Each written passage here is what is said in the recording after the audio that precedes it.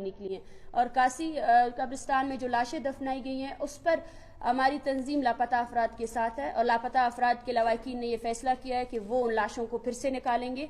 और देखिए, ये गैर कानूनी गैर आइनी अमल है। कल से लापता अफराद के लवाकिन सिविल अस्पताल में बैठे हुए हैं, वहाँ पे बाकायदा धरना दे रहे हैं। उनको ये हक और इख्तियार हासिल है कि जो लाशें वहाँ लाई गई है उन्हें दिखाया जाए कि इनमें से वो कौन सी लाशें कौन लेकर आया है, क्योंकि इस तरह के वाक़यात पहले भी बहुत से हुए हैं कि रियासत ने बाकायदा तौर पर यही दावा किया है कि हमने मुसल्लह अफराद को मारा है, लेकिन जो लाशें वहाँ से बरामद हुई हैं वो लापता अफराद की निकली हैं। और कासी कब्रिस्तान में जो लाशें दफनाई गई हैं उस पर हमारी तंजीम लापता अफराद के साथ है और लापता अफराद के लवाकिन ने यह फैसला किया है कि वो उन लाशों को फिर से निकालेंगे और बाकायदा तौर पर, क्योंकि ये एक तकलीफ है। उस तकलीफ को तो आप सोचें कि वो 13 लाशें आपने बगैर किसी नोटिफिकेशन के वहाँ दफना दी। आपके पास अस्पताल है, आपके पास तरतीब है और आपको पता है कि बलूचिस्तान में जिबरी गुमशुदगी का एक देरीना गैर इंसानी अमल है जो शिद्दत इख्तियार कर चुका है। तो ये लवाकिन तो इस सदमे में है कि वो लाशें जो वहाँ पे आपने बगैर किसी नोटिफिकेशन की दफनाई है वो किसकी लाशें हो सकती हैं।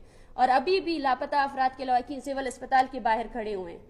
तो अगर आपने किसी मुसल्लह अफराद को मारा है, जिसको भी मारा है, तो दुनिया में कानून है। दुनिया में आप देखें, चाहे आप कोई भी क्लेम करे कि आपने दहशतगर्द मारे हैं या मुसल्लह अफराद को मारा, लाशों को तो फैमिली के पास देना चाहिए। लाशों से तो आपका कोई इंतकाम नहीं है, लेकिन ये एक ऐसी गैर फितरी और बदतहजीब रियासत है कि इसके पास जो है ना, जो इंतकाम है वो लाश तक भी चलती रहती है और लाशों के साथ भी इंतकाम का अमल जो है वो जारी है। तो हम इस लम्हे में हम लापता अफराद के लवाकिन के साथ है। हमारे साथी अब भी सिविल हॉस्पिटल में मौजूद है और हम यही मुतालबा कर रहे हैं कि जो लाशें वहाँ लाई गई हैं, सबसे पहले तो उनका DNA होना चाहिए। ये लवाकिन का काम है ही नहीं, उनका DNA होना चाहिए। पाकिस्तान में निज़ाम मौजूद है नादरा का, उनकी फिंगरप्रिंट्स होने चाहिए कि ये बंदा जिसकी लाश आपने गिराई है ये कौन है।